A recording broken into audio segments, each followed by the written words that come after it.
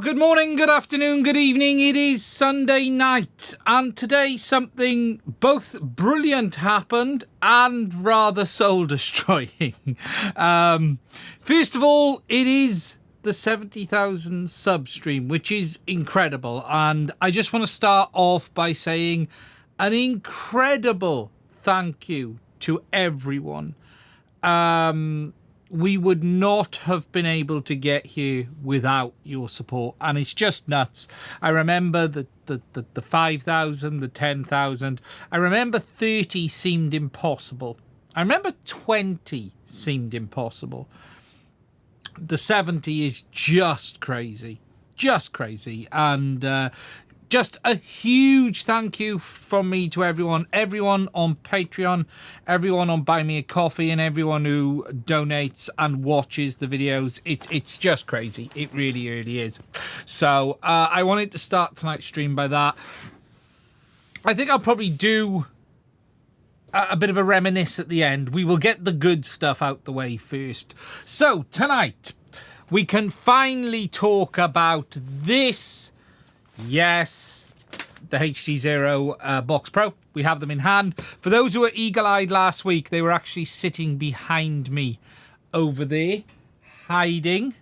For those who noticed it. Ooh, my sign is reflecting. Let me just adjust that. Is that better? Is that no longer reflecting? There we go. My sign was reflecting. So we can finally talk about these. We can also, or are, gonna talk about this monster that I've been flying today. And look, I will have a video on it coming. This is the new CineLR 7 from iFlight. And I'm just gonna talk a little bit about the build and what I'm doing to fly with it at the moment, because I'm double batterying.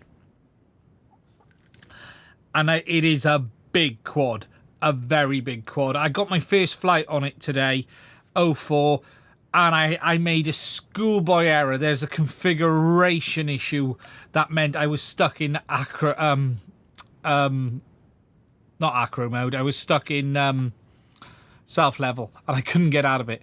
And I didn't have anything to change it on me, so I ended up doing the first flight in stabilized mode, angle. I can never remember angle mode, which was very annoying, very, very annoying. I thought I'd mapped the switch to be angle and acro, because I tend to always take off on a brand new bird in angle mode, and then once I'm happy with it, unless it's a quad that I've been happy with and I've built and I know it's okay, and I'll just shoot it. But yeah, trying to do like cinematic in angle mode is horrific, and I couldn't change it. Yeah, exactly, Dave S. It feels like you're fighting the quad. I spent all my time fighting the quad, and I haven't even plugged it into Betaflight to have a look what I've done, so we'll have a look in a minute.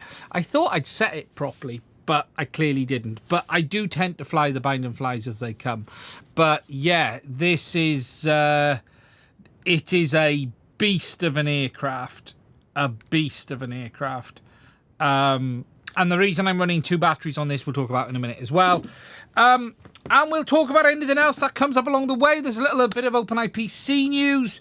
There is nothing really from DJI. Everything is quiet on the DJI front. I have now had a chance to have a proper play with the iNav OSD. We're going to talk about iNav a bit as well. And a few other things that come up along the way, as always. Now, before I get into it, I just want to highlight something to make sure everyone has seen this. And I have put this on the community page, and that's not going to do it, which is this. Caddx are ending their free module at the end of the month. And if you don't know what this was, it is this thing here. Where's mine? It's here somewhere. I had it on the bench yesterday. I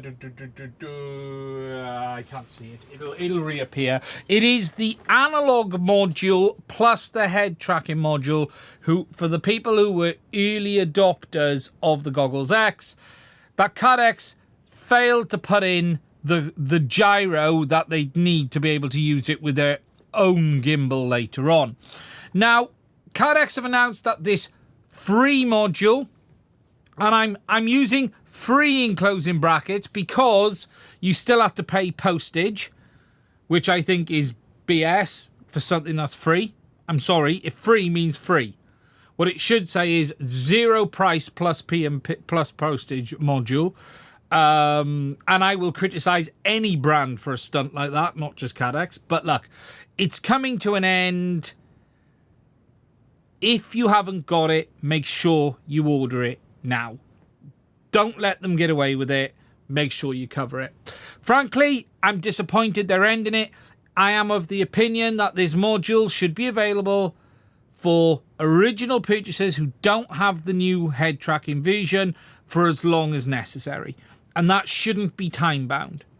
That should be, they should just say, if you can provide proof of purchase, and I fully endorse them requiring you to provide proof of purchase, and you've never had one before, they should indefinitely provide the module. That's my opinion. That would be my opinion if it was DJI, HDZero, anyone else. So do make sure you get in early if you haven't got one. As I said, the air quotes are because whilst the board is free, you have to pay postage. So it isn't free. It will cost you, I think it's $5 to $6 postage. Which, again, I find a little bit grievous for the early adopters. But look, it is what it is. It is what it is. So, but just make sure you get it ordered now. Just so everyone is covered on it. Just to make sure it is. Yeah, that's really all there is to say on Caddx at the moment. There's no other Caddx news. There's not a lot to say right now with regards to Caddx. It's as simple as that. We're just waiting on seeing what happens next. Whether Caddx will have any new products in the near future, it's unknown. Whether the V2 will come, whether just OpenIPC, we just don't know. The truth is, I'm not involved. We'll have to wait and see. Caddx are being a little bit quiet at the moment. So we're just going to have to wait and see. And whilst they're a little bit quiet, the noise is coming from everywhere else. You've got DJI, who obviously have their new system, but don't expect a lot from DJI now. I am a little bit disappointed in that DJI firmware update that it didn't cover off all of the issues people were seeing, but let's wait and see what happens. One thing I will say on DJI before we get into other stuff, just two things actually. There's been some posts on Facebook of someone saying about new DJI goggles coming. For anyone who's seen it, it's BS. It's nonsense. It's huge. It's nothing. There is no new DJI goggles coming, okay? DJI are not replacing the Goggles 3 this year. Someone posted a post saying, should I wait to buy the new DJI goggles or should I buy this? And then went on below to say, actually, I only said that for attention, which is just ridiculous. But then you get everyone going, what about new DJI goggles? There are no new DJI goggles this year. As far as I'm aware, there is no Avata 3 this year. The only product to come this year from DJI in the FPV camp is the Neo 2 in about September, October time. There is zero on an Avata 2. I wouldn't expect it. DJI runs about 2-year life cycles on their existing products now. So there's no Avata 3. There's not even a hint of it coming. So I think the Avata 2 will be here at least another year, at least another 12 months at this point. There has also been a number of people really whinging about the fact that the DJI Goggles the DJI Goggles V2 don't support 04 and complaining that DJI is nasty. This 5-year-old product that they've made should be made to work with the brand new product. And I did put a bit of a post on there. And look, the situation is complex. To keep it simple, could DJI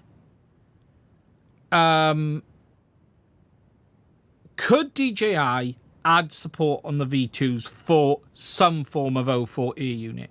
And the answer to that is 100% yes. You can do whatever you want, but the question is, will it work properly? Is it viable? And at what cost? And the issue on the V2s is this. DJI would have to pretty much rewrite the firmware of O4 to make it work on those older air units without the Eagle 3T chipset. Even if they did, they're going to have to change the live feed from 1080p H.265 down to 720p H.264. And even if they did all of this stuff and spent 4 months doing all of this, it will never be financially viable. It will never... It will cause so many problems. Imagine they do this and introduce a load of bugs that mean your old air units don't work properly. Look what you're left with. Just look at what they did on the original air unit on Goggles 2. Remember, you still don't have the DVR on the original air unit on Goggles 2. They never fixed that on the Goggles 2 and Integra. You lost the DVR functionality. They could do anything. Is it reasonable? Is it viable? Not remotely. Not even worth considering. Now, where this does get a bit murky for V2 owners is now O3 is over, air units are over, you basically won't be buying any new air unit stock. And that means that product is stranded in time. But remember, it released 5 years ago. I think DJI have done enough, to be fair. We have to be fair and say DJI have done enough. As much as many people may like the V2s, it's not just last generation. It's last. Yeah, there's still stock out there, but once stock goes, the cat father, it will be game over. Once stock vanishes properly, it's game over. Yes, all the air units are officially... DJI never announced it, but I'd heard that months ago that they're dead.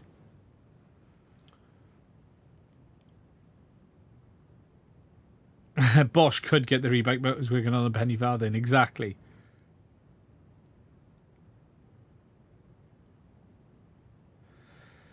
Last purchase. I don't think... When was the last time they stopped selling the V2s? Now, you got to take this into account, though.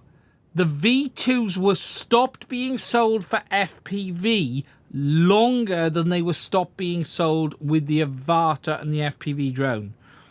Remember, DJI continued to ship them with the FPV drone, but they stopped selling them. I think it's at least 2 years ago that standalone stock stopped on the V2s. It's at least 2. It might be longer. It might be longer. It's got to be 2 years because they stopped the standalone. God, how long old are the Goggles 2 now? Goggles 2 are... Will O3 price go up or down? I would expect O3 probably to go up because what I don't see... the last firmware update was the update for the V2s. Yeah, it was a long time ago. It's 2 years. It's a good 2 years for FPV side of it. They are a good goggle, but all things have to come to an end. You know, the only, you could argue, what would be nice is if they continued to issue originally units or just Vistas. I don't see people upgrading from 03 to 04 like they did from, say, the Vista to 03, because you got the DVR already on 03. You've got lots of stuff already on 03. I don't think the upgrade path is, oh my God, I've got to have this. 03 is still very, very good. Very, very good. They were a good goggle, and it's a shame DJI didn't continue them. It is in one way or another, and it's a shame, and this is where DJI did something a bit dull. The N3 should have been the DJI FPV goggles version 3, and they should have reworked it in the same platform, in the same shape, in the same design, almost identical, other than the new chipsets and everything. What they should have done is basically taken the same goggle and reworked it to the DJI FPV goggles version 3. The goggles N3 is a miss on many levels. Many, many levels. And they should have made the goggles version 3 on the same firmware as the goggles 2, etc. Will the HDZero VRX do 90 frames a second? I need to check. I don't know off the top of my head. I don't think it will. I don't know off the top of my head.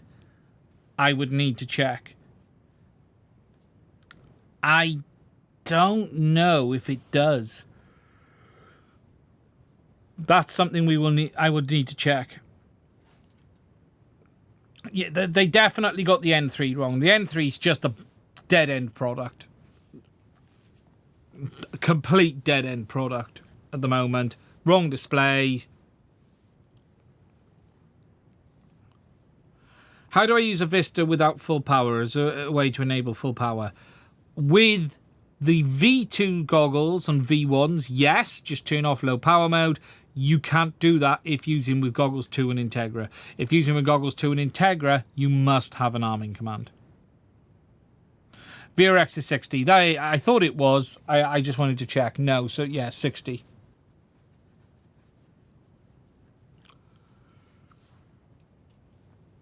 It's, yeah, the N3 has just been a bit of a waste of time. But what can you do? What can you do? DJI, I would have liked to have seen an FPV goggles version 3 all set up in such a way that basically gave us the same thing. Right, so that's the news of DJI. We're pretty much where we are on that. Nothing particularly new. Armored Command versus Express LRS would do it. So what happens if we use the new 90 FPS cameras with the VRX? You'll just get 60 frames a second. If it'll let you even put it into the... Well, the camera will let you go into the 90. You'll either get 60 or you won't get an image. I haven't tested the VRX for quite some time. I'm guessing you only get 60. Right, before we move forward, I just want to say a thank you for 2 super chats, which is incredible. $4.99 from WhatsApp. Thank you, my friend. And Matt Cron, €23.99. Thank you for that. That's really kind. Okay. So, that's DJI, that's Caddx. There's not a lot going on in those worlds. I've been flying 04 today. I really like 04. I have to say 04 is really nice. It really is. And that leads me on quite nicely to... The V2's only been released in 2021. The V2s didn't release in 2021. The V2s released in 2019. I had the beta test in 2018. The V2s were not out in 2021. 2019. I have a pre-release set, which I had in 2018.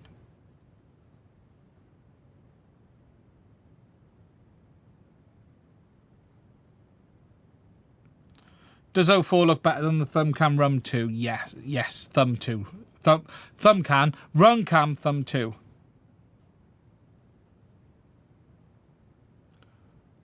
V1s were 2018.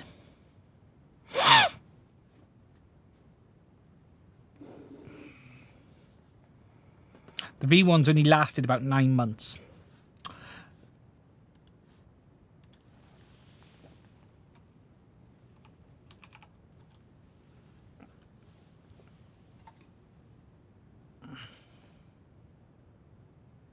You've also got to remember, mind, I might have had them before. I had them pre-release back then, and it was quite a long lead time back then as well. Some rumours say DJI rushed the O4 Lite firmware regarding Rocksteady, therefore having a smaller field of view. The field of view has nothing to do with the firmware.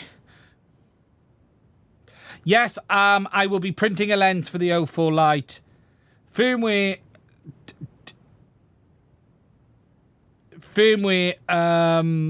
has... There is an obsession on the O4 Lite that DJI have crippled it. The lens is the lens. The image is slightly cropped regardless, but it is what it is. If you want it wider, change the lens. DJI is not going to release firmware to make it wider. It's never going to happen. DJI don't care. The product is the product. Printing the fitment for the lens. It is the camera from the Neo. It is the same camera. It's not been designed for Whoop use. It's not been designed for anything but the Neo. And what DJI did was pick the lens up and pick it up, pick the module up and put it on the Lite because that was quick, cheap and easy. If you want it wider, you need to change the lens.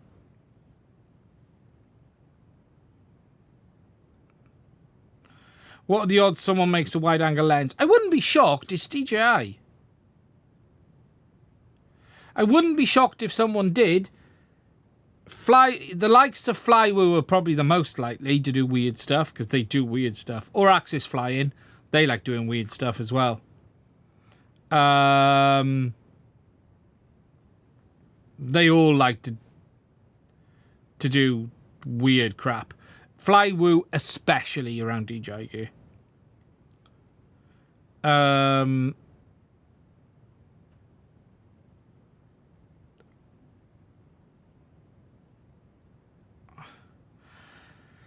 Did you try to arm on iNav with DJI Native? I have an error on OSD setting. Are you getting the error, David, on not supported OSD type? DJI Native only works on iNav 8.01.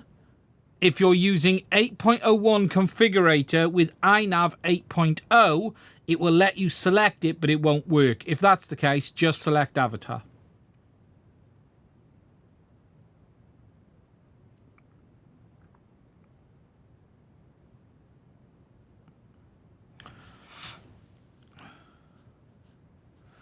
I wonder if the lens could be drilled out.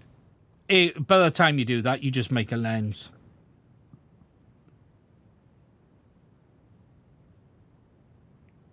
What's the best beginner 3D printer? Bamboo Lab A1 Mini. End of. Not even open for discussion. It's funny, I'm going to have a little bit of a rant about 3D printers in this video because I got a video coming on it because it's quite interesting. Yeah, if you're running 8.0 on iNav, it won't support the DJI Native, so just use Avatar and it's fine. Have I tried 3D printing a wing? Tonight, I've just 3D printed this part of a wing in PLA Aero because I destroyed it today. And whilst I got you, this will move us nicely on to today's What Ian Broke Whilst Trying to Fly segment on the channel. Here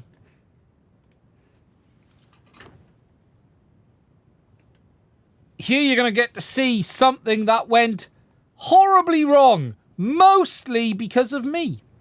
But yeah, anyway, here we're going to do an auto launch on an AR Wing Pro.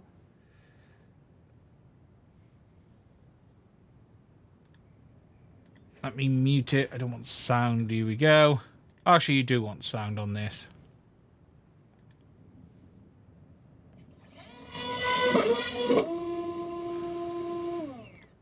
The walk of shame.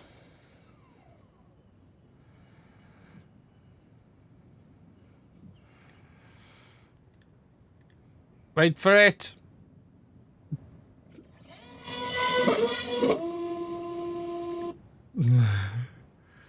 Don't you love when a wing lets go? So that's where it landed. And what was left of it. And for the onboard,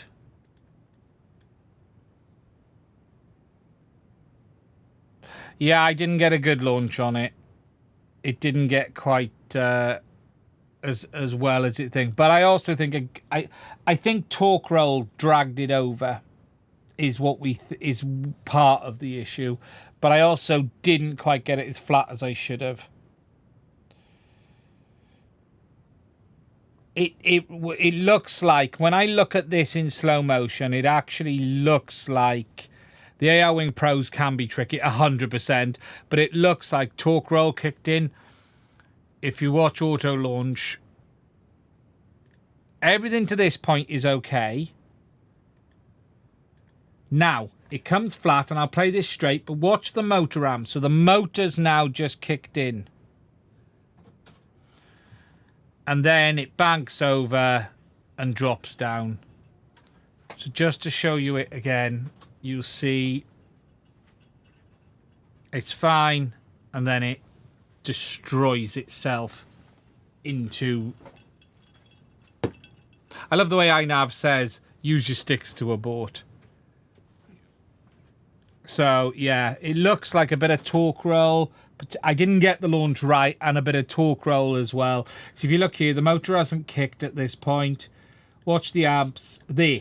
Bam. Motor is now at 29. And you saw, boom, you're already seeing the motor torque kick. But I almost flattened it off as well.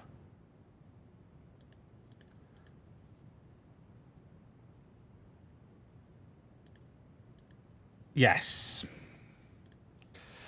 I made a bit of a mess. Do you know what? I have found this aircraft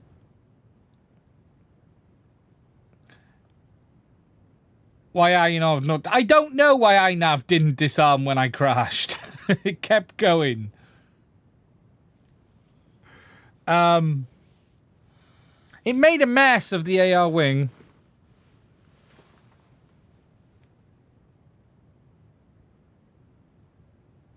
I'm sticking with VTOLs on my wings, yes. So, I didn't get it quite right. I haven't thrown this thing in over a year. I haven't done an overhead throw in a long time. I am going to get this damn aircraft flying. This one has always been...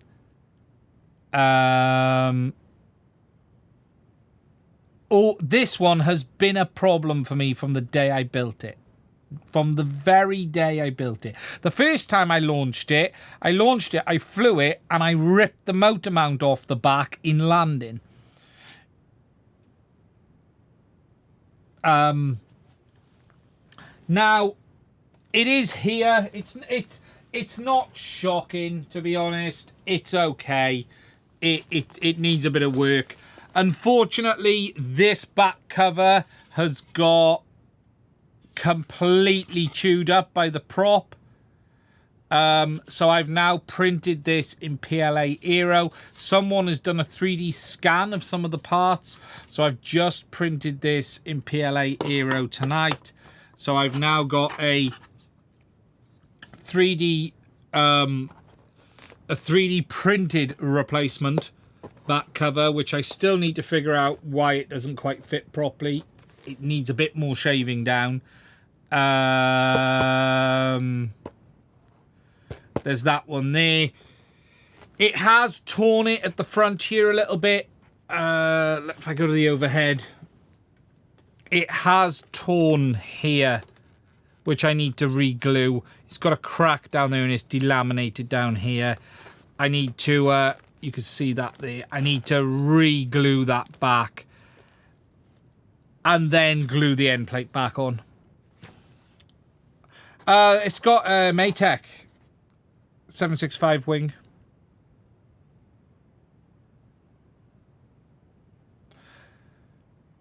But yeah, it overall, and obviously,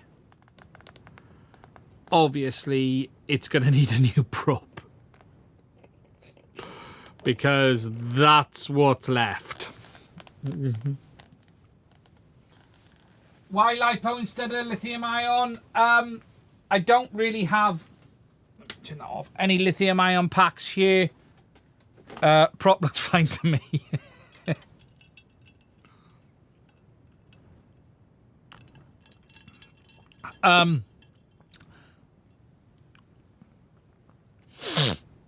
I don't have many lithium ions. No, it's not. It's a T motor.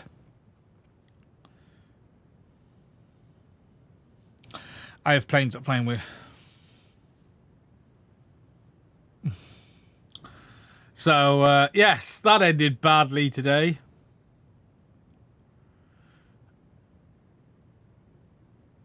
It, it went wrong. Do you know what? That fucking wing. I've got lots of little wings. I've got a couple of little wings here. Not a lot, but I've got a few little wings that fly fine. I get them in the air without any problem. That thing is evil.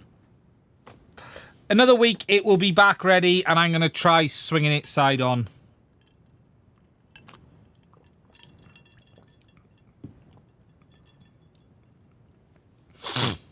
Um, 3D print nose crumple zone, yes. But whilst I was out there, I did get a chance to then also fly this thing. So this is the iFlight CineLR 7. Now this is a beast of a thing for those who haven't seen it. This is a monster of a quad. They have sent me this to review. It is an absolute beast of a thing. 04 Pro up front, GPS. It's designed to take iFlight's 8,000 milliamp hour lithium ion pack. I just can't get one in the UK. Can't even seem to find them in stock in Europe. At the moment, I flew it today with two Dodgecoms 18650s, 18500 milliamp hour, sorry. And what I did was I made a link cable because, look, this is pulling 10 amps most of the... On cruise, it's pulling 10 amps. So I actually made up... a double XT down to an XT60 so I can run both lipos. It's pulling about 10 to 15 amps in nice cruise. So it's not going to chew through that without any problems. But yeah, it flew. I think I gave up after about 13 minutes. I haven't pushed the top speed on it yet. I was stuck in angle mode, unfortunately, today. You can see the camera mount up front there, 04 Pro. Full silicon mounts as well, look, which is nice. They say you can get 20. I didn't get near that today, but I stopped flying after like 13 minutes because I got bored. The version they sent me was the standard Express ELRS. They sell it in multiple receiver versions. They just sent me the Express ELRS version, the 2.4 gig Express ELRS version. That you can get it in multiple different versions. It depends what you choose. It is a beast of a thing, though, I have to say. I don't know what the mistake was. 7, yeah. If we have a look in the settings, let's have a look what they've done. Because I don't know what they did. Trying to get to the USB port. It also has lights built in, look, LEDs, and they're colour changing. Range of penetration, it's the same as any other 04.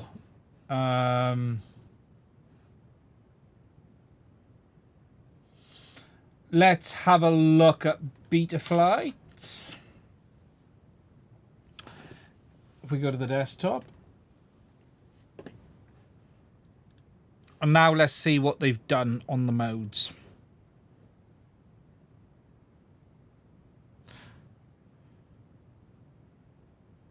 Ha! What a dick. It's me. It was me. So, look. Angle there. And it's on the 2-position switch. Right?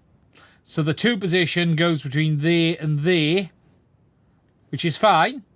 When I was flicking it out of angle, I was enabling GPS rescue.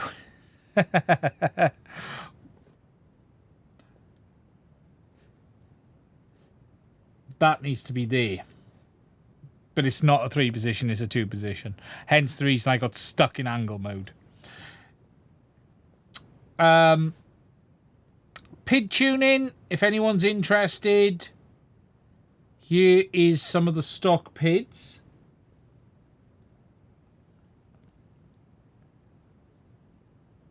Of what they've set this to.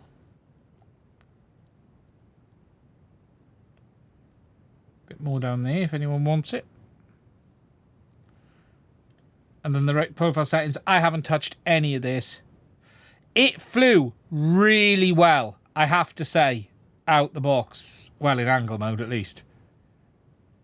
This is default. This is how it came. I've not touched this. This is all stock. This is how it's come from iFlight. I haven't touched the PIDs.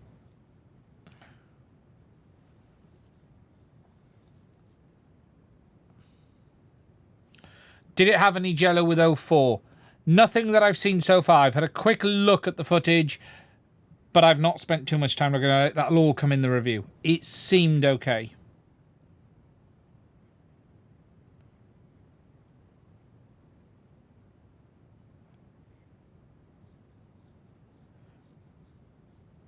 Master is cranked. That's wild. Yeah.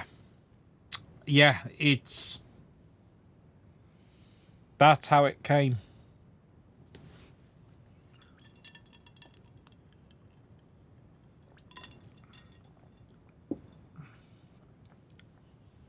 That is quite the tune.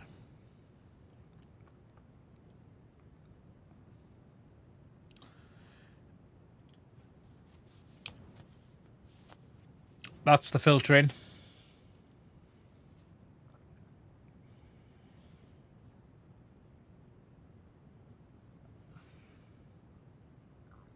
Yeah, to be honest, it flew all right.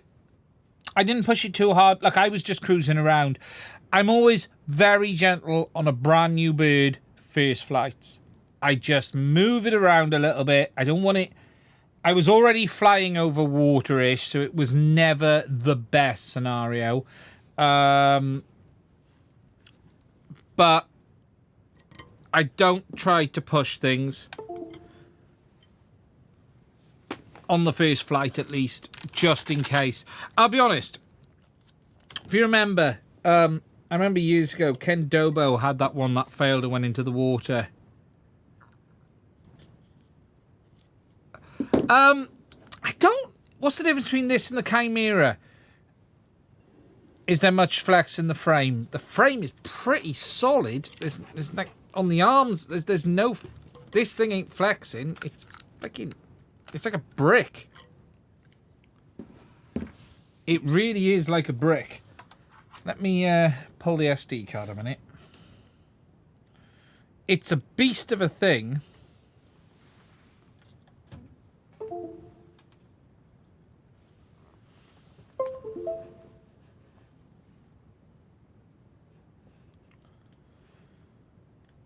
Let's just open up the SD card.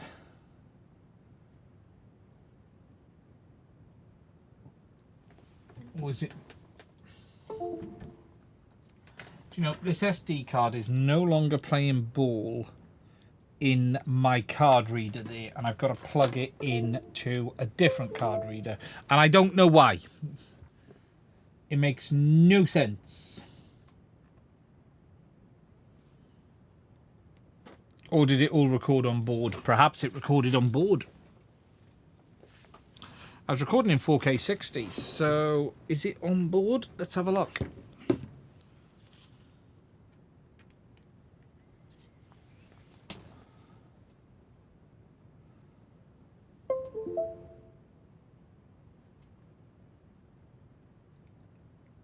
Yeah, Mom, are you going to give me the disc? My computer sometimes plays up.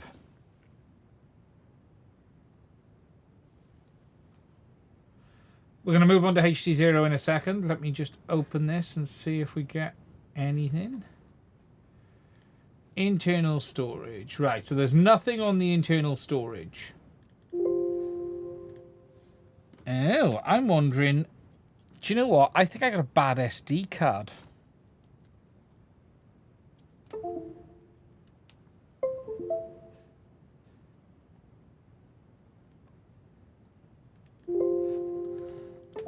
It doesn't want to even read that.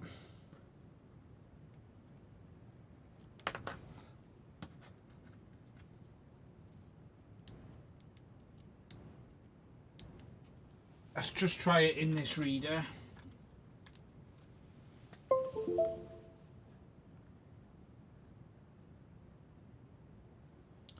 Oh dear, no, we're not looking at that then. Okay.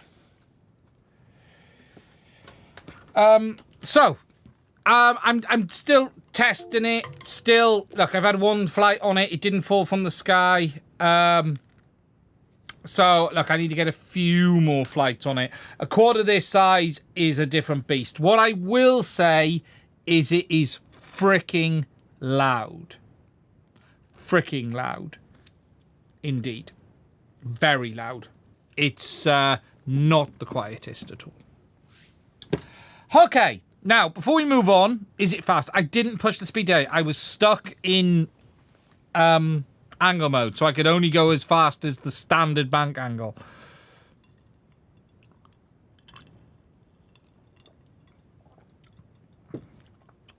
Any date for the Cosmos Streamer video? Yes, tomorrow.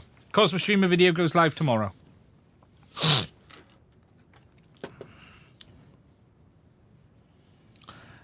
Yeah, that's thing.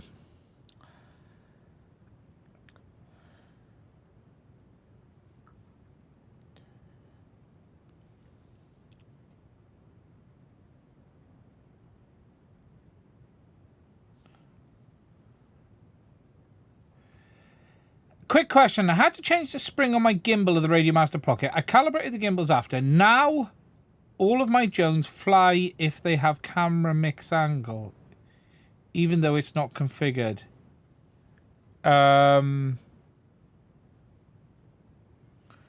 It's hard to understand what you mean. It depends how you're flying or what mode. Are your sticks on your radio showing center? Because if they are, then they're centered. In Edge, TX, whatever operating system, are your sticks showing in the middle?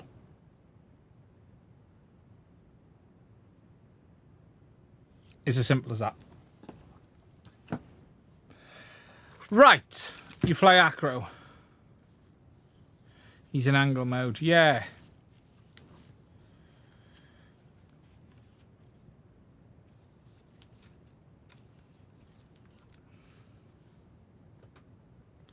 Should I get Gemini if my radio supports 1 watt Express LRS? Look, Gemini's not magical. If you're happy with how your Express LRS is performing, crack on. Don't worry about it.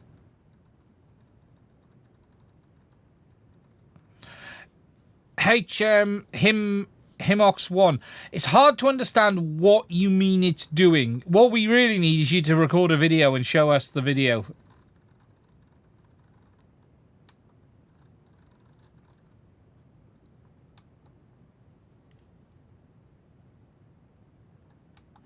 Yeah, we need to understand what it's doing from video, really.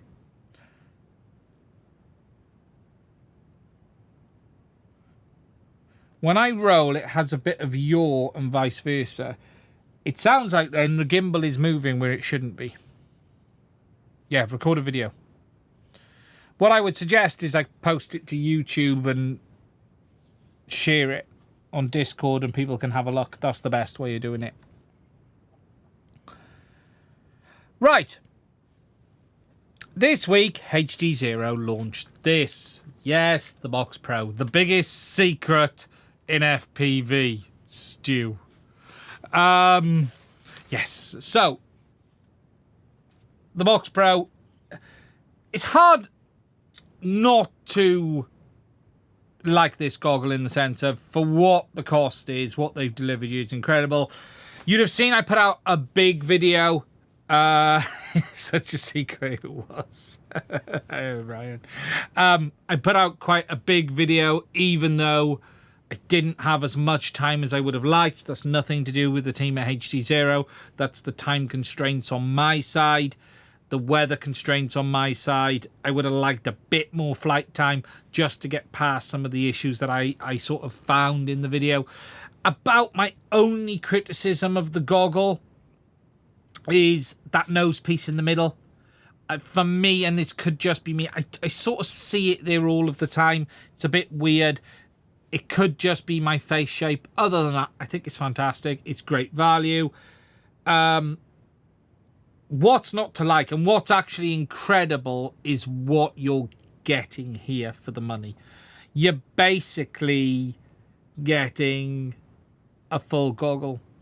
Someone said if only the screen was 1080p, but why?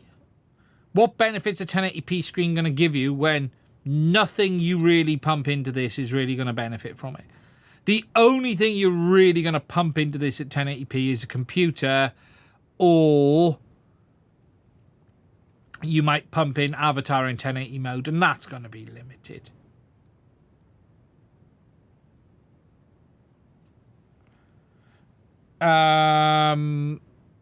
It's a decent goggle. For me, I found the image was good. It's you know, box goggles are always of a sort of certain type. Box goggles always have a certain view to them. You know, you're not getting that image down a tunnel in a really dark place that you get on a traditional binocular goggle where you've got your displays hanging in sort of a black void in the back, because that's what you have on most goggles. You know, a box goggle's got a big LCD display which is bright. There's a mirror in there, so you're going to get some reflections, although I have to say the reflections were fairly low. I didn't, especially compared to the Goggles L. I found the Goggles L had more reflections than these. Look, are they perfect? No. For a box goggle, I found them absolutely fine. More than happy to fly with them all day long. You know, I'd have no issues. I absolutely prefer a binocular goggle, but for the price, there's nothing that comes close. There just isn't anything that comes close. Yeah, I think even on a screen of this size, do you need 1080p? I'm not convinced. I would like to see someone... I'd like to see a real proof you need 1080p. What you are far better at is the fact that these goggles support 90 and 100 frames a second. The fact that these goggles do support the full HDZero latency modes, which is the best part about it. And for HDZero, how are the stock antennas? Good enough. Look, I was really clear. I'm not going to pretend these are great. I'm not going to pretend these are perfect. Don't expect them to be. HDZero never included antennas with the original goggle. The fact they're thrown in a couple of Omnis, happy days. How was the annual performance? Okay. But I didn't get as much time as I would have liked. I know, look, I've had a lot of people asking me questions on, like, you know, what's the analog performance like compared to a rapid fire and stuff like this. Look, it's not a combining module, right? So we have to throw that out the window. It's not a dual signal combining module. There are situations where rapid fire, TBS Fusion, maybe SteadyView X will help you a little bit. They're going to give you a bit more. But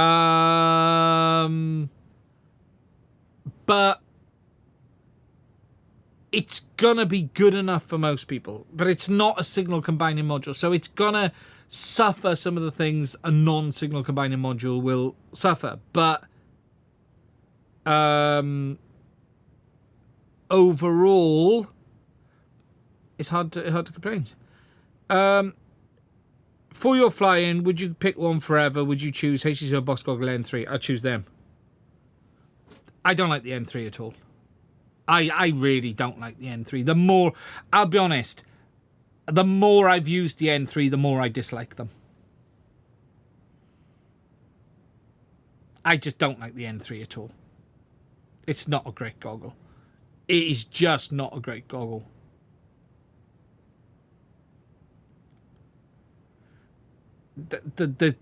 I found that I couldn't get the display right on the N3. I said this in my review. Do those feel heavy on your face? I would rather use the goggles 2 than the N3s. I would actually, today, I would not recommend anyone buys the N3. I would buy a set of goggles 2 or Integras before the N3. Just the N3 is bad value, bad functionality. The screen is really not great. It does its task. It does what it's meant to do, but I wouldn't. The N3 is not a good goggle. There's a lot about the N3 which just, it's massive for starters. If you look at the size difference, it is enormous.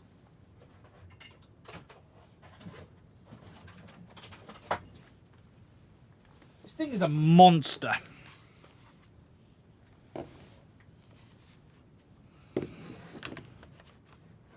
It is a massive thing. They definitely got the N3 wrong. They definitely... There's a number of things about the N3 that are wrong. For starters, N3 don't support O3. Number one. For number two, there's a number of things not great about them. I would choose these over these, and I'd fly with HDZero. Yeah, V2s are here. These are the V2s. The V2s are always on the shelf.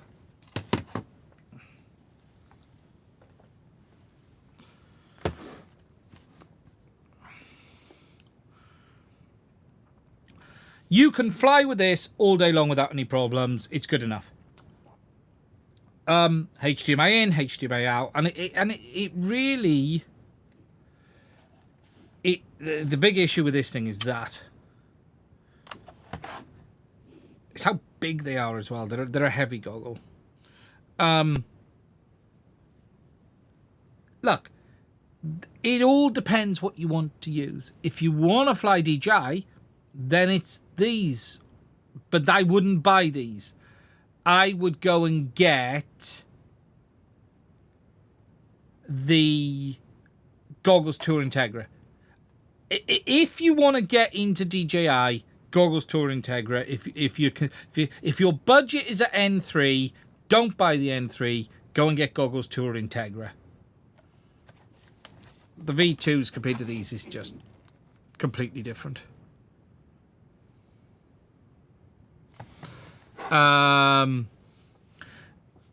Get Goggles Tour Integra. But these are a terrible, terrible buy. Everything about these is... The only good thing is that these are supporting 04. But that's the only real good thing about them. If DJI brought 03 support and support for the earlier ear units, I think it would change things.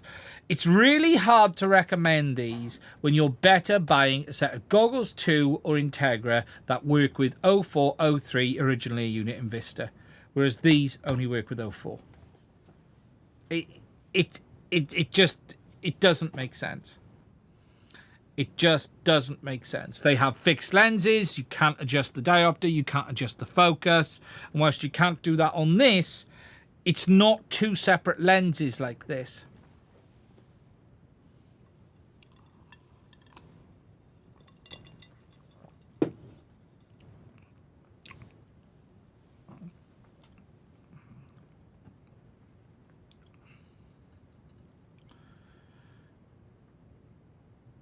Yeah, you can use any of these with glasses. That's the good news. So look, these came out today. And look, HDZero is not for everyone.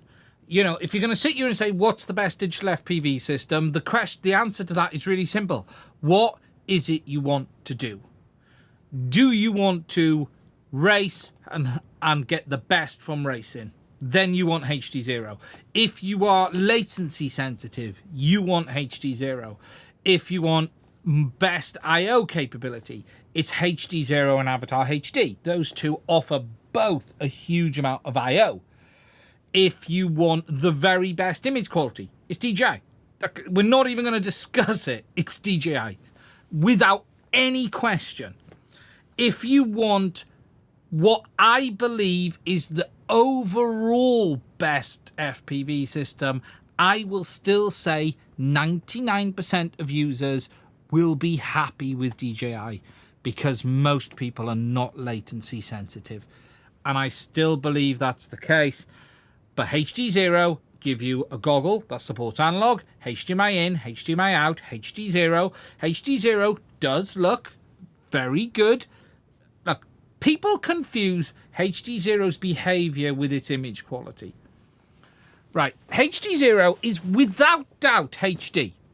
There is no way it isn't when you look at the image quality just of the blades of grass. You can see things that you cannot see on analog. It's just fact. It is absolutely HD. It's not DJI 1080p HD, and it's different to the way the V1 system looked. The V1 was quite heavily compressed. HDZero is a lot more individual, a lot more grainy. But it's down to what you want to do. There is no question that if you want analog replacement behavior, it's HDZero. It's just not even debatable. Fixed, lowest latency, 14 milliseconds across the board. That's end to end. And here's where it gets amusing. This system will deliver a full frame before DJI 04 has even given you 1 pixel. Before DJI 03 is even giving you 1 pixel. Before Avatar HD is giving you 1 pixel. Before the original DJI FPV system has given you 1 pixel. The lowest end-to-end latency on any of the other systems is 18 milliseconds. This will give you a full frame at 14 in 90 mode, or a full frame at 18 milliseconds in 60 mode. It's ridiculously faster. First pixel, 2 milliseconds. That's tested.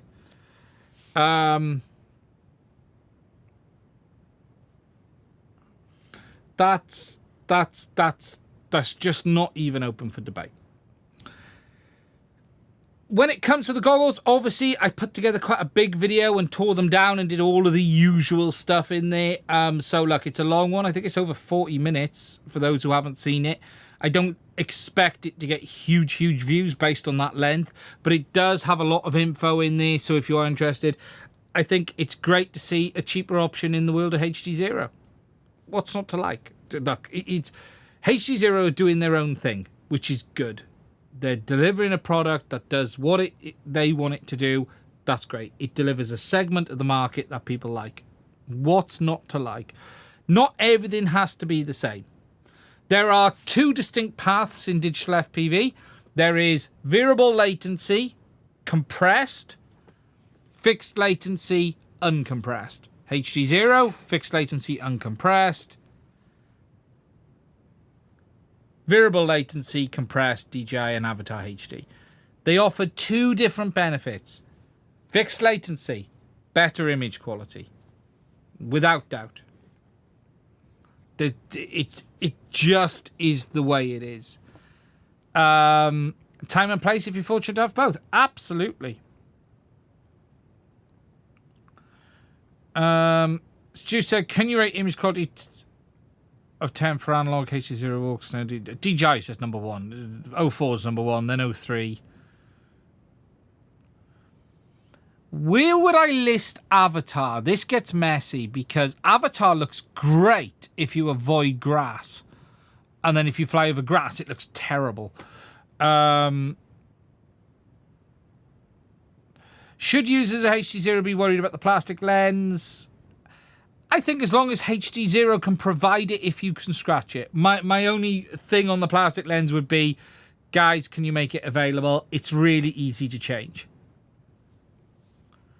Avatar's the best system for fixed wing. It depends what your needs are. Not everyone's flying long-range fixed wing. DJI 03 and 04 now has full iNav OSD, so that's just uncomplicated things. You know, Avatar was by far the best overall on the variable latency side because you could use it without, you couldn't use DJI properly with iNav and stuff. But now DJI have added iNav OSD support. I can see a lot of Avatar users moving to DJI now.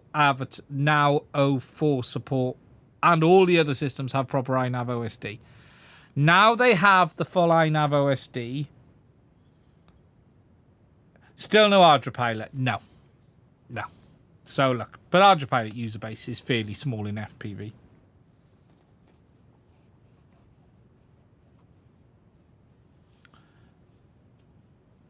Avatar's compression issues are complex and we still don't fully understand it. Although the great thing about Avatar is you can still have the absolute wackiness if you want to. We will make the BoxPro lens available to replace for customers. Yeah, and as Ryan knows, it's fairly straightforward, isn't it, Ryan, to change that lens. You only need to remove the 4 screws at the back here, and you can drop the mask out, and you can replace the lens. It's really easy. It's actually really easy.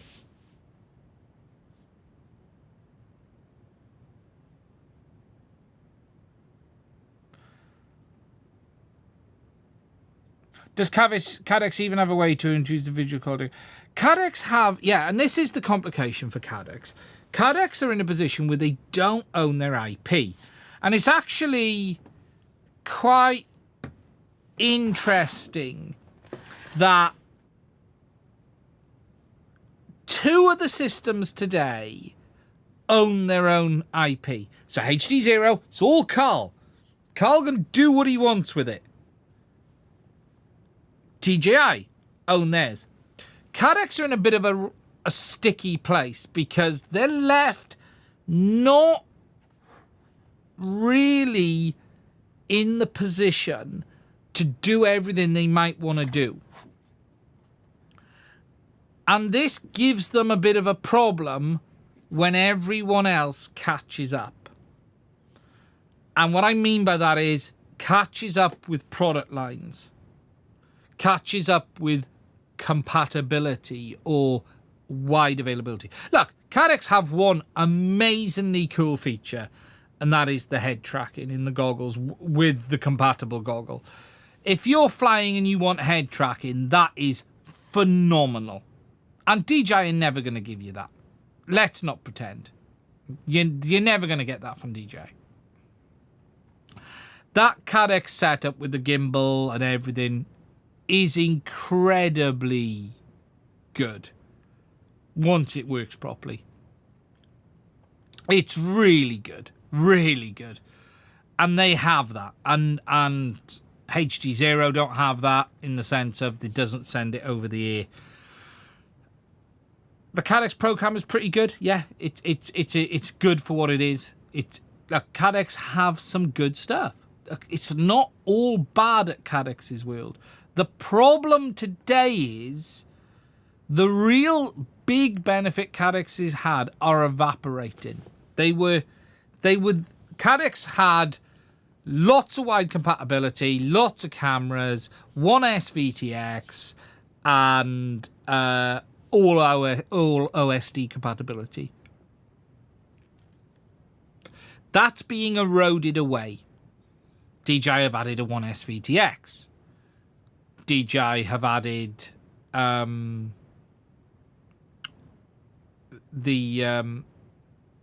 we've got the OSD on iNav.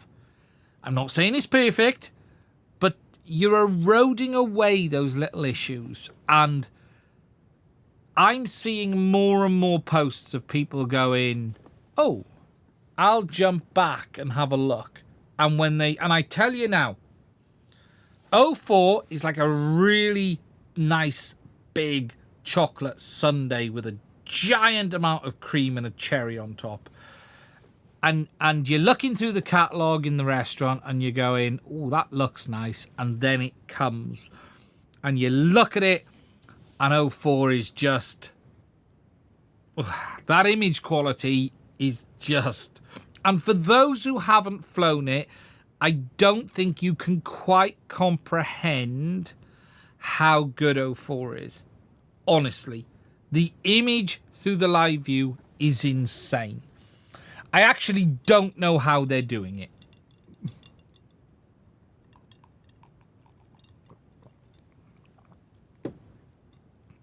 I don't know how they're doing it. When you look through the image, it's just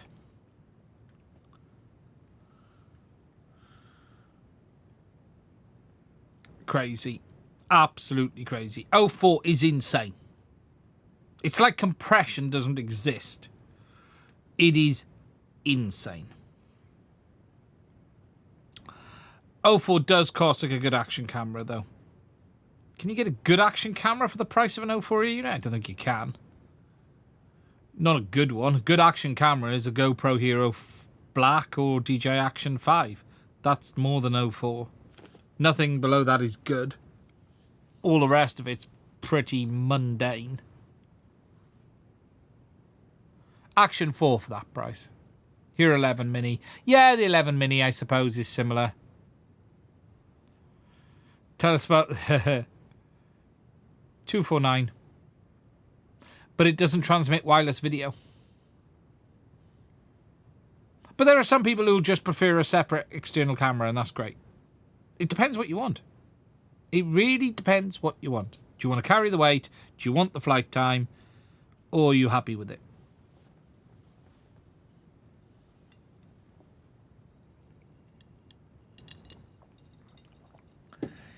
Hello, failsafe. It all depends what you want. So, Box Pro from HDZero. Look, I'm going to quickly finish this up. Really just, I think they've done a really nice job on the goggle. I think, yeah, there's really nothing more to say than that. Is it the best goggle in the world? No, of course it's not. It's a budget box goggle. Is it the worst goggle in the world? Absolutely not. Look at all that I/O. Imagine DJI did all that I/O. Yeah, just it's that simple. Now, one of the nice new big things, and I didn't really push in the review, and the one last thing is I will say is they're going to be available at retailers as well. So you'll be able to get them at retailers. Pretty straightforward as that. Why no low light options from DJI? Because they don't want you flying at night, pretty much.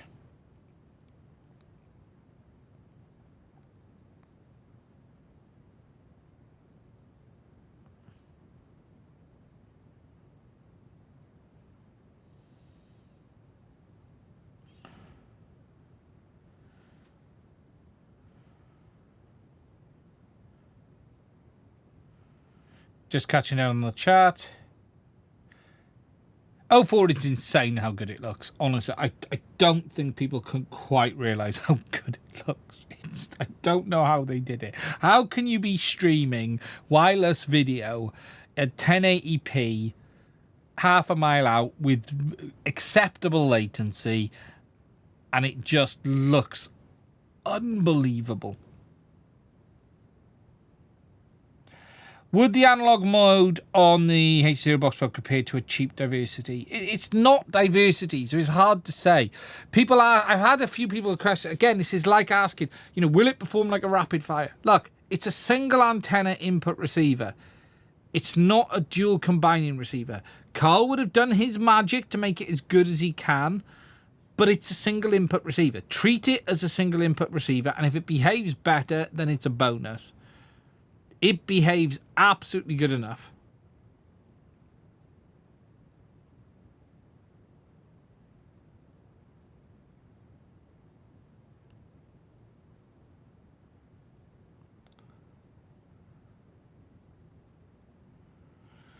Okay. Right. Before we move on, I just want to say a big thank you to Kai for the €5.99 super chat. Thank you for that, my friend. I missed that one come in. 04 is literally insane. Hats off to the engineers. Yeah. It is insane. The more you use it, the more you just go, how would you do this?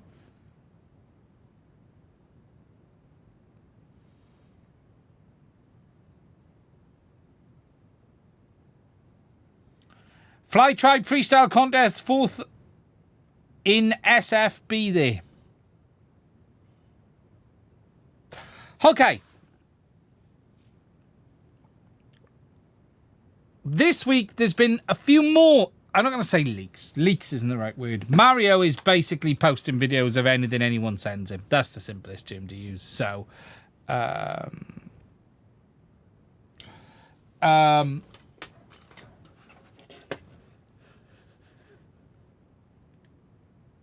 we've now seen a view of the Emacs module. Now, I am meant to be having the Emacs module coming to me. I haven't got it yet. If we go to YouTube, Mario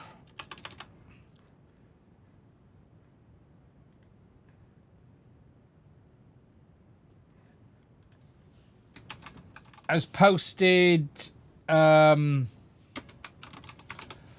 video on, when I find it, here we go. I am less excited about the Emacs from what I've seen so far. I don't know what his agreement is with the companies. I'm not involved. I don't know, do we call them leaks? I don't know if they're allowing. So, some people criticized me last week, which was quite funny, about talking about how Runcam have ripped off the HDZero VRX.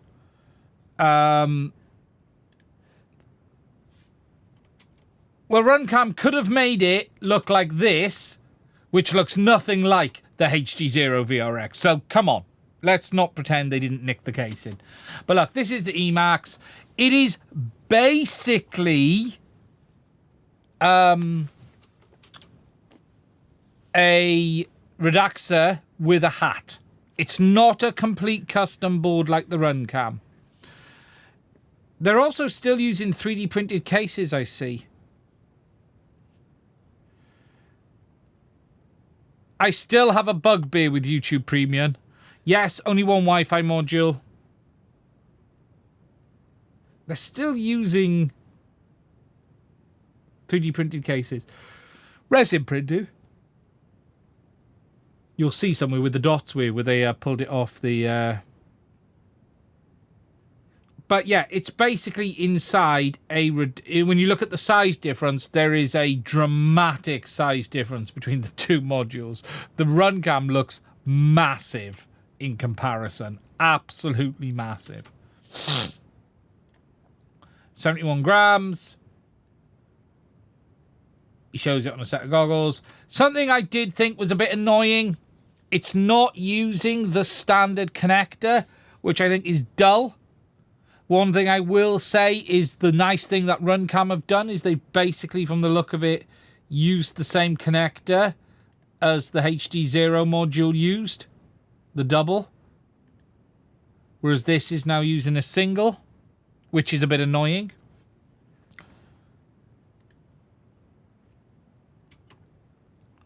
But it looks fairly straightforward. Another thing I did not like on this module, there is an external cable to install. Where is it here?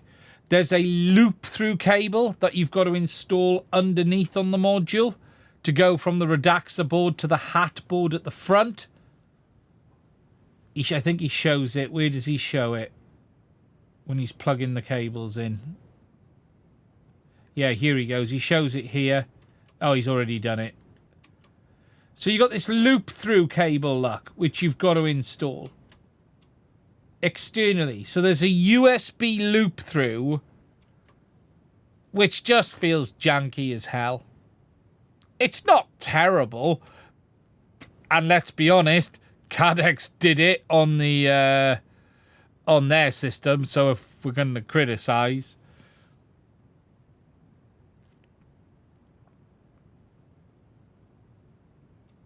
It's a hat on a USB board. Yeah, when you do the tear down, when he does the tear down, it does not look as polished as the run cam. The run cam looks a lot more polished overall. Let's get past the advert. So what they've done is soldered inside. So yeah, here we go. So let's go back a bit. Here we go. So you can see it's got basically a standard Redaxer on board with a Emax hat on the back with power regulation and an external Wi-Fi board.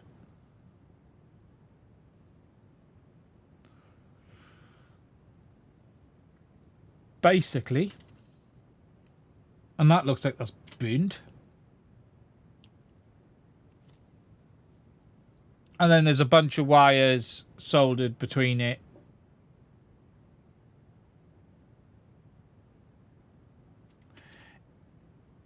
It feels less polished. It definitely feels less polished overall.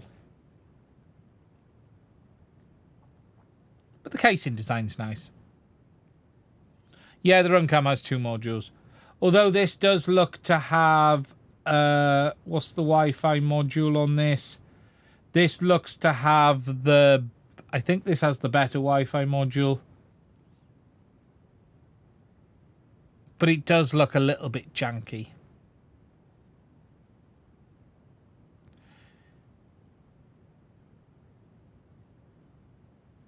He mentions it in the writing in a minute. I think he says, let's have a look.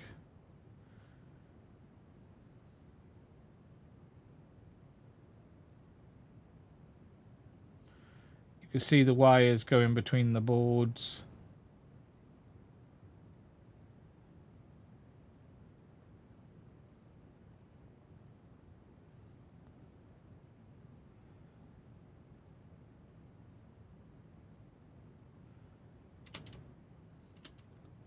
Nice little heatsink and fan.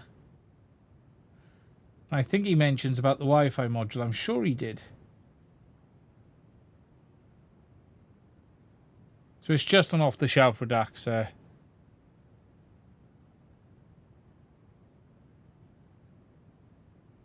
Appears to be the AF1, yes.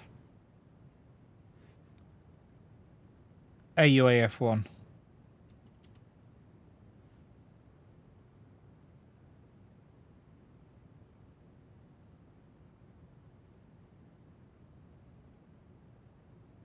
So look, it's okay. It's nice to see. Look, it's good, but I think the run cam looks a better, more build. They've put more effort in, but things are moving forward. But it's got a long way to go. You know, and look, let me just show you an example of something I spotted. And this is me being critical a little bit, but look. When Mario first connected it up, it decided to get stuck on a green. Why is it green?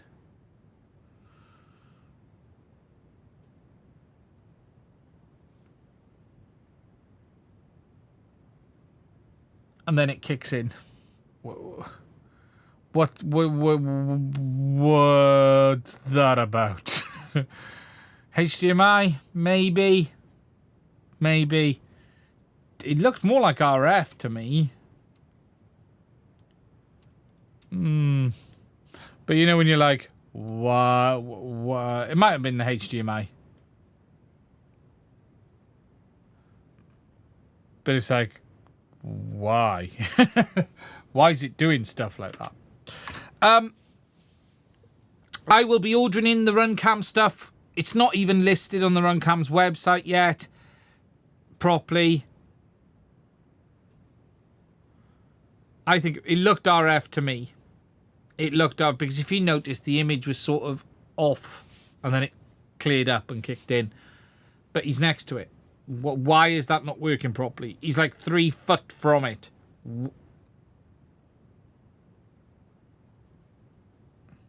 It's like, why? Yeah, someone did say the heads-up screen is green. Yeah, it's weird, but look, there's a lot to do. There's a lot to get going. Hardware-wise, we'll have hardware. There will be more hardware than anyone ever needs by the end of this year. The way it's going on the hardware, you'll have the VRXs, you'll have the cameras, you'll have the VTXs. No one needs to worry about hardware. Now it's about the software. Now it's about how easy it is to use and set up and work through.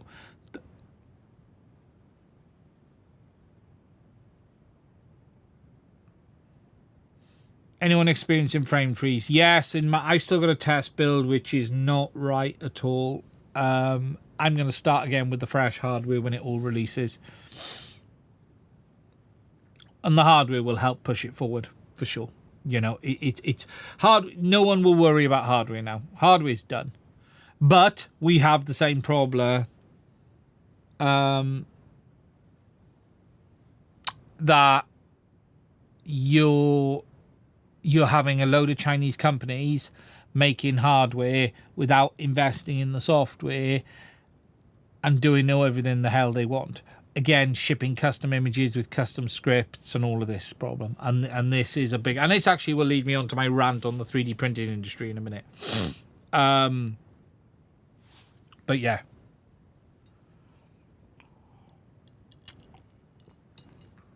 Richard A, $10. Thank you for that, my friend. I appreciate that. No problem at all. So, yeah, very, very interesting. Now, from an FPV perspective, I'll be honest, guys, that's pretty much it. I'm still doing more testing on 04. I'm still trying to get to grips of 04, just to make sure I fully understand it and all of that.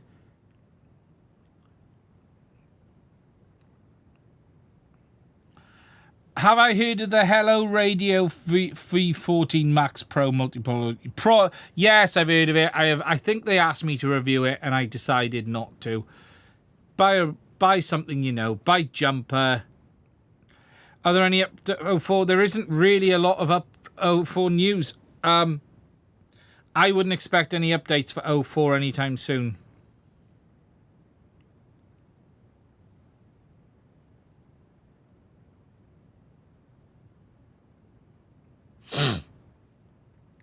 Interesting point Joshua G just made. Pardon me. Runcam needs open IPC sales to survive. DJI dumped them and those action cams can't be huge money. It's an interesting point. Just remember though, Runcam are Speedy B. They're still selling a lot of flight controllers into the eastern end of the world.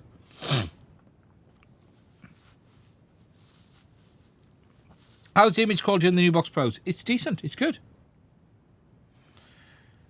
A lot of V3 and V4 flight controllers into the eastern part of the world. I think what will be very interesting, and here's a very interesting point, what will happen to FPV if the eastern part of the world settles down? FPV could be in real trouble then. Because let's not pretend FPV is being held up by that. Are you going to fix? Yes, I am. I've been away a lot, so I haven't done the lens yet. At this point, Speedy B might be making more sales than Runcam. Yeah.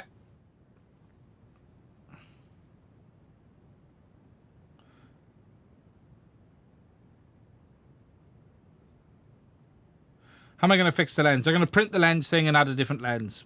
That's on my list of things to do this week. I got a couple of videos I got to work through, and yeah.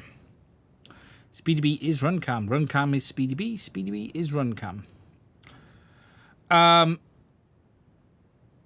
Yes, it'll be interesting to see what happens if all of that pauses. I ordered the HDZero Box goggles.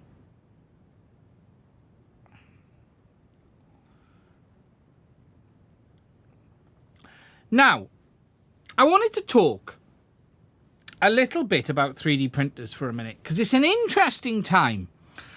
once upon a time, last year was the big year of 3D printers. And from my perspective, it was an insane year. Because as a content creator, I am not lying to you here. I could have had a 3D printer turn up every week. The amount of companies entering the 3D printing industry, sending 3D printers, wanting you to talk about 3D printers, it was insane last year. And lots of really cool things in the last 2 years came through. We had obviously Bamboo that stirred everything up, but then you had Creality fighting, you've then got all of the other companies fighting, and then you got Prusa in the background trying to fight back and get back some of what they'd lost. It was an insane year. It was crazy. And it's quite interesting because we're on the cusp, obviously, of the new Bamboo this year, but also where people are at today, because obviously Bamboo has seen quite a bit of criticism over their plans to close off some of their software.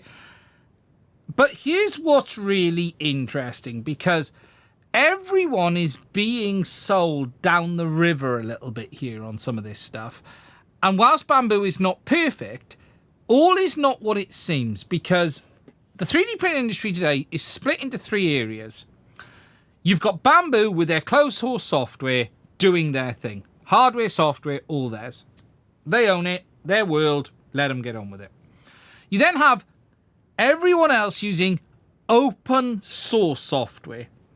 Now, the reason I say open source is, just like in FPV, all of these Chinese companies are banging out printers based on Clipper, but most of them are customizing Clipper so you can't use it in any form of standard way.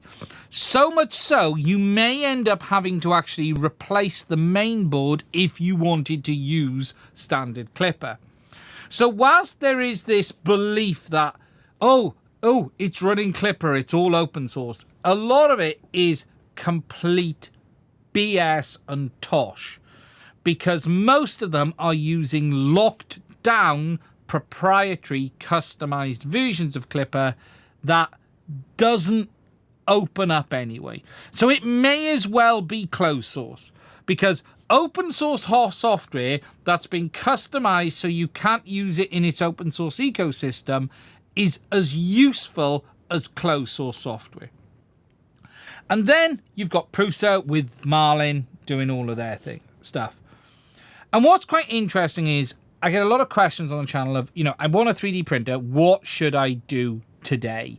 And the truth is, for 90% of users, there is no reason not to choose a Bamboo. And I still say the #1 printer is the A1 Mini for anyone in FPV. If you want to get in to buying a printer and learning, just get an A1 Mini.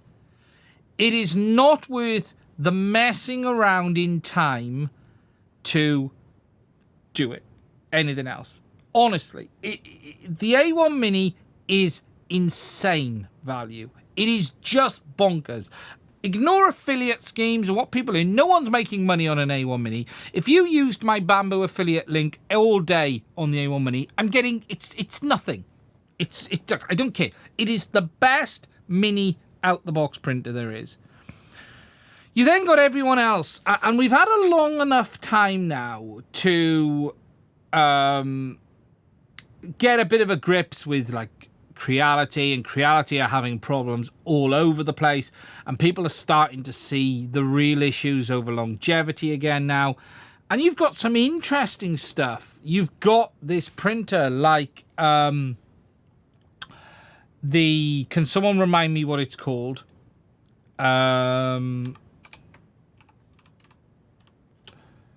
What is it called? It's not the Anycubic. What's the one we were talking about? Oh, not the X1 Carbon. I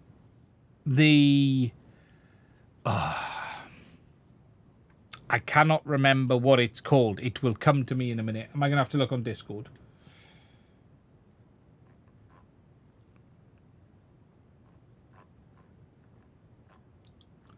The reviews of them have just come out in the last few weeks.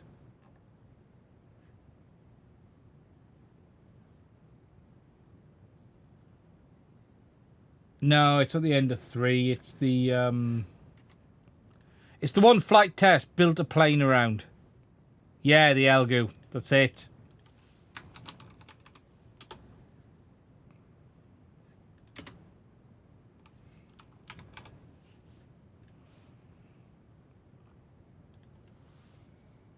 This thing. Century Carbon. This looks interesting, but again,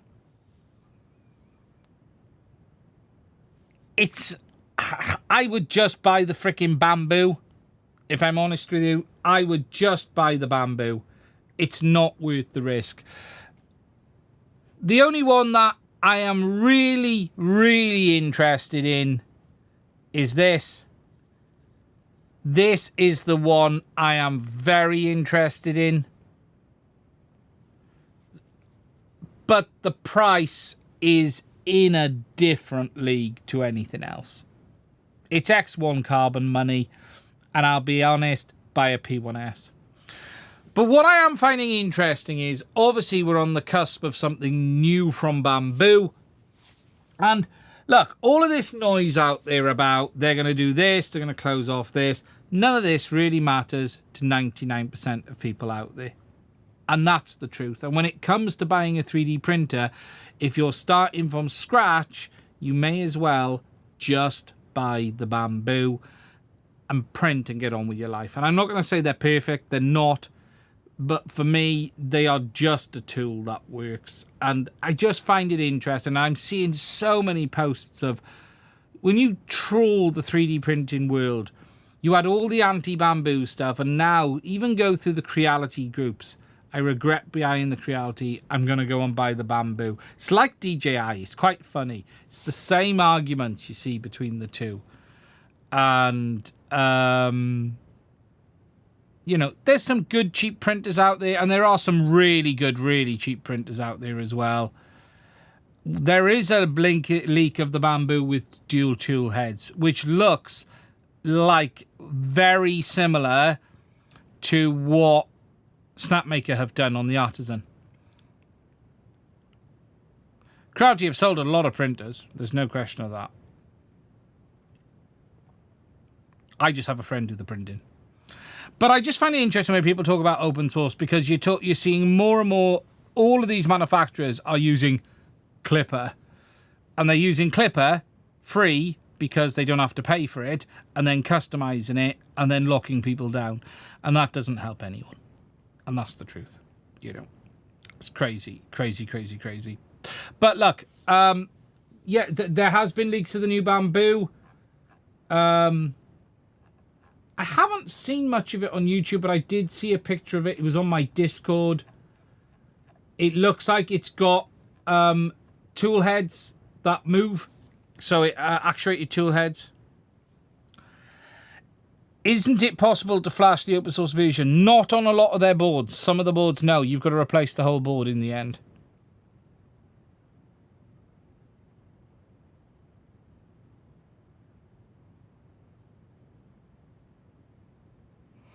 Creality have always been a case of lockdown open source. Creality you can reflash, but some of the others you can't. And look, it depends what you want from a printer. What is interesting is how quieter the 3D printing world is this year. I'm getting like no offers at all, which is great for me right now. I haven't got time for it anyway. Whatever comes from Bamboo, depending on cost, I will look at it. I will buy it. I'll be honest. I am more interested today in the 600-700 market, not the 1,000+ market. I think the 1,000+ market is that's high end now. Look, the P1S has done one thing, and it has changed the game, and it has made it very hard to warrant printers over that money. What will be really cool with this dual nozzle thing, though, is it does mean you can have one on an AMS and one on, say, TPU. It's very interesting. But look, 3D printers have definitely calmed down. Definitely calmed down. That's for sure. But look, we'll have to wait and see. We'll have to wait and see. Now, with regards to FPV, that is pretty much it. It's a quiet time, guys. There's not a lot going on at the moment. Now that DJI we've had the big furore of DJI, we're now waiting. I don't know what happens next.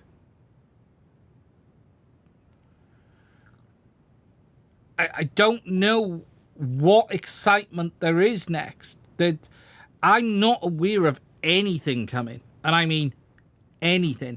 I'm not under. Other than a few frames, I'm not aware of anything like new around the corner. We are in a bit of a lull time in FPV. I'm spending a lot more time at the moment building. I'm just trying to get a bunch of quads finished, planes finished, built, broken, built, finished. I'm going to try and turn that all into a video at some point. On DJI goggles up for refresh soon? No. There'll be no more DJI goggles this year. No.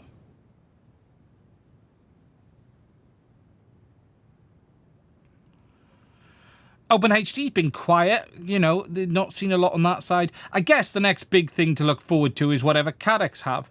But if Caddx release just like let's just say a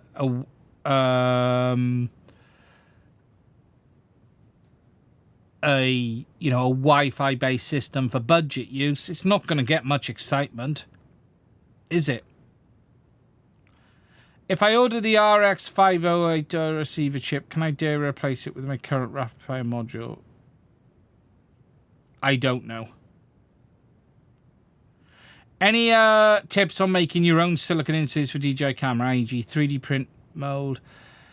I would use silicon, although I am hearing more and more reports on 04 of people having less problems hard mounting.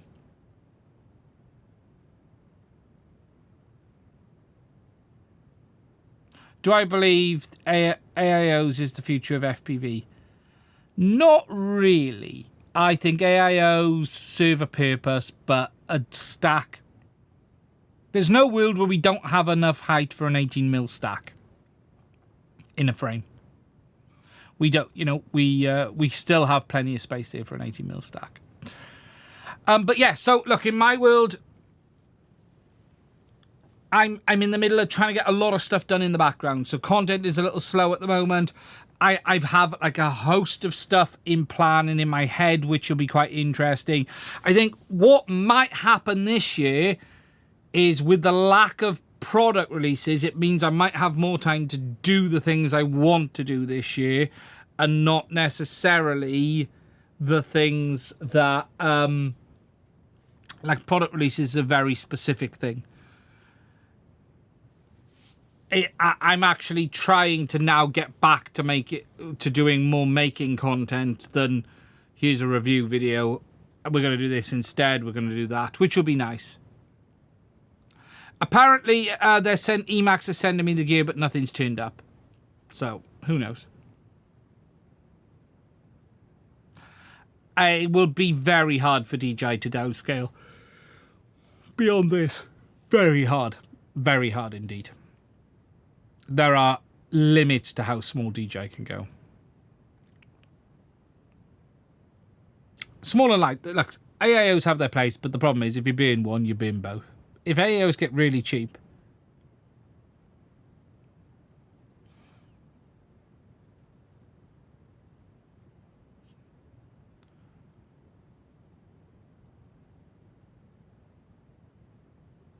it's also less repair friendly. Yes, if they burn all of it. That's the problem with an AIO. If it burns, it just burns the whole thing. But yeah, so I'm trying to just get more time on building the wing. And I need to sort of get my mojo back into how to make that content. the problem and the upside to doing review type content is I'm now actually very good at it, in the sense of I have a workflow. If you take these, I have a workflow that works really well for sort of putting a review content together. Product comes in, I can do the unboxing, I do the bench stuff, I do the testing, I go away and do this. A bit like sort of Gamers Nexus and others with GPU testing. You get into a rhythm of how to make review content.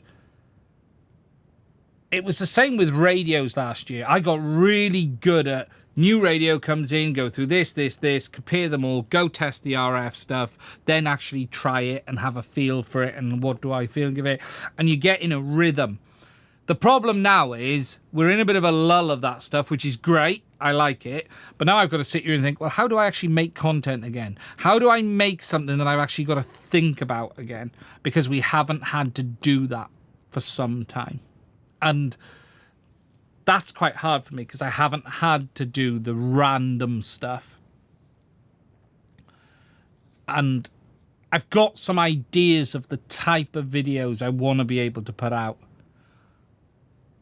And I just now need to implement them.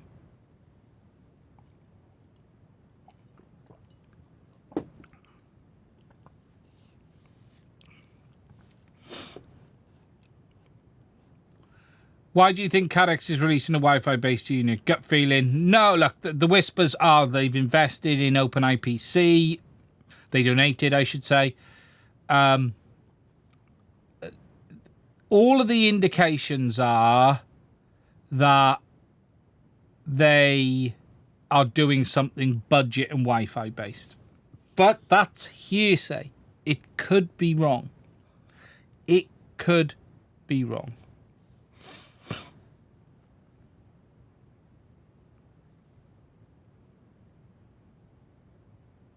Yeah, Cosmo Streamer goes up tomorrow. Look, I hope I don't disappoint. It's an overview of it. It gets you an opinion on it.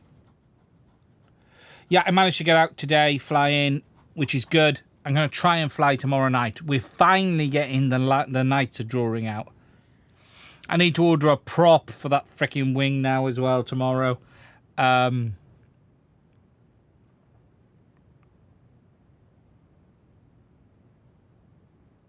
finally got my wing fly in this weekend, and by gods, is iNav and wings a lot harder than quads and beta flight. Tell me about it.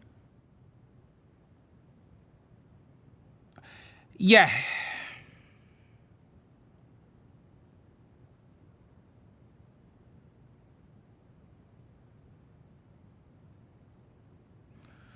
Please also mention how to set up streaming with Cosmo Streamer via the internet. Latest firmware activated this feature. I haven't tested that.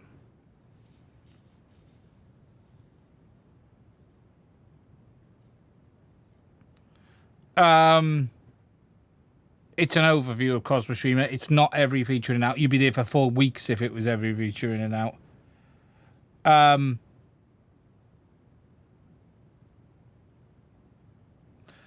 Yeah, weather's now finally turning.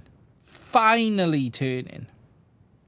But I just need to figure out sort of how I do the random content, because I haven't done it for a long time. Get a bungee launcher. Yeah, I think it needs it. I might make one out of plastic pipe. Where'd you hook on the AR for a bungee? Do people add a hook underneath? Because there's nothing underneath it. Do people hook on under them?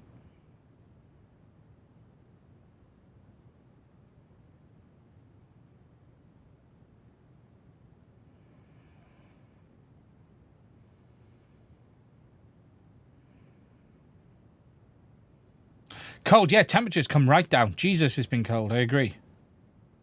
I glue on a plastic hook. Full size. I will put a gimbal on it when I stop smashing it into rocks.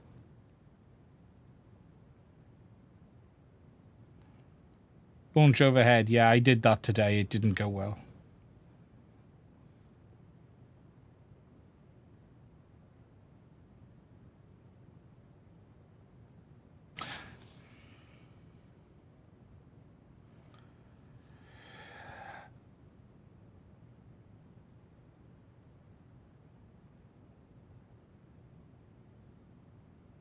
Well, it was an auto launch, so it just didn't go well. The new gimbals will be good, but I don't want to mount a gimbal on it until it goes horrible. Right, guys, we're going to wrap up. Look after yourselves. Stay safe. We will be back same time, same place next week. Thank every one of you. Thank you all for the super chats, but also the 70,000 subs. Incredible, ridiculous, just crazy. Onwards and upwards. Stay safe, and I will speak to you soon.